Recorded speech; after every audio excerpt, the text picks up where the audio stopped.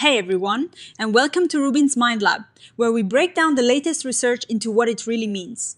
Ever been stopped by the police and worried your prescription medication might cause problems, even if you are doing nothing wrong? That is a real concern for people with ADHD who take certain medications. Today we're diving into a fascinating study that explores a simple yet potentially powerful tool to help. Imagine you are driving or walking and a police officer stops you for a routine check. If you happen to be carrying ADHD medication, even with a valid prescription, it can sometimes raise suspicion. This is because some ADHD medications are controlled substances, meaning they're heavily regulated. The worry is that instead of seeing someone with a medical need, the officer might suspect illegal drug activity. This can lead to stressful situations like having your medication confiscated or even facing an investigation. This research team wanted to see if a special ADHD medicine ID card could make a difference. Think of it like a special card that clearly states you have ADHD and are legally prescribed these medications. The big question is, does showing an official card like this help police officers see the situation differently, reduce suspicion, and be less likely to take actions that could harm the patient? They had a really clever way of testing this. They gathered 74 police officers and split them into two groups.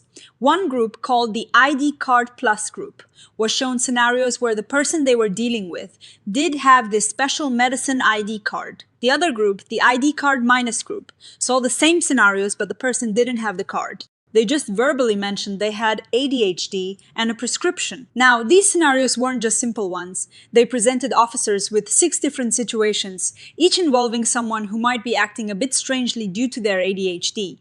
Sometimes it was nervousness, sometimes lack of eye contact, or even talking in a way that seemed unusual.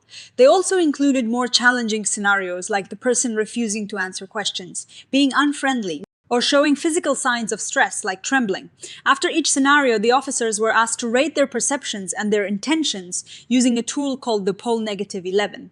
This tool measures things like how suspicious they feel, whether they'd want to investigate further, confiscate the medication, or even question the doctor. So, what did they find? The results were quite striking. In the group that saw the special medicine ID card, the officers reported significantly less suspicion. They were less likely to think the person was dealing or abusing drugs, and they showed a lower tendency to want to conduct further checks or confiscate the medication. But it wasn't just about reducing suspicion. The presence of the ID card also seemed to make the officers perceive the person as more credible and sincere. They were also more likely to attribute the person's behavior to their illness, rather than to criminal intent. This is huge. It suggests the card helps shift the officer's mindset from seeing a potential criminal to understanding a patient. What is even more interesting is that these protective effects of the ID card seem to hold up even when the person in the scenario was exhibiting what might be considered risky behavior. For example, even if the person refused to talk or was unfriendly, the officers with the ID card still showed less suspicion and less intention to take harsh actions. The card acted as a buffer, helping to de-escalate the situation by providing an alternative explanation for the behavior. This study suggests that a standardized medicine ID card for ADHD patients can be a really effective tool in police encounters. It can help reduce suspicion, encourage more understanding, and ultimately lead to less negative outcomes for individuals with ADHD who are legally taking their prescribed medications. It helps officers see the individual as a patient, not a suspect. However, the researchers also pointed out some important limitations. While the study was conducted in Germany, the specific laws and police practices can vary across different regions and countries. So, we can't automatically assume these same results would happen everywhere.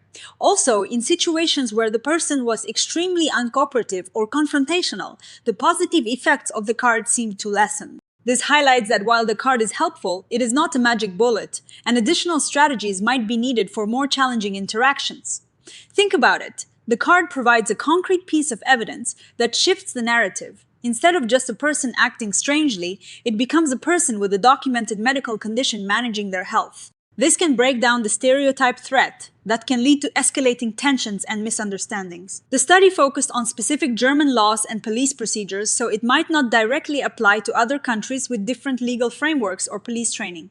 Also, in very difficult interactions, the card's impact might be limited, suggesting that even with the card, people with ADHD might benefit from additional preparation for these encounters. Overall, this research offers a promising glimpse into how a simple tool like a medicine ID card can make a real difference in the lives of people with ADHD. It underscores the importance of clear communication and understanding in law enforcement interactions. This study really highlights the power of providing context and information to proactively reduce misunderstanding. It's a great example of how psychology research can lead to practical solutions that improve people's well-being and safety. What do you think about this? Have you or someone you know had a similar experience? Let us know in the comments below. If you found this video helpful, please give it a thumbs up, subscribe to RUBIN'S Mind Lab for more science insights, and hit that notification bell so you don't miss our next episode. Thanks for watching, and we'll see you next time.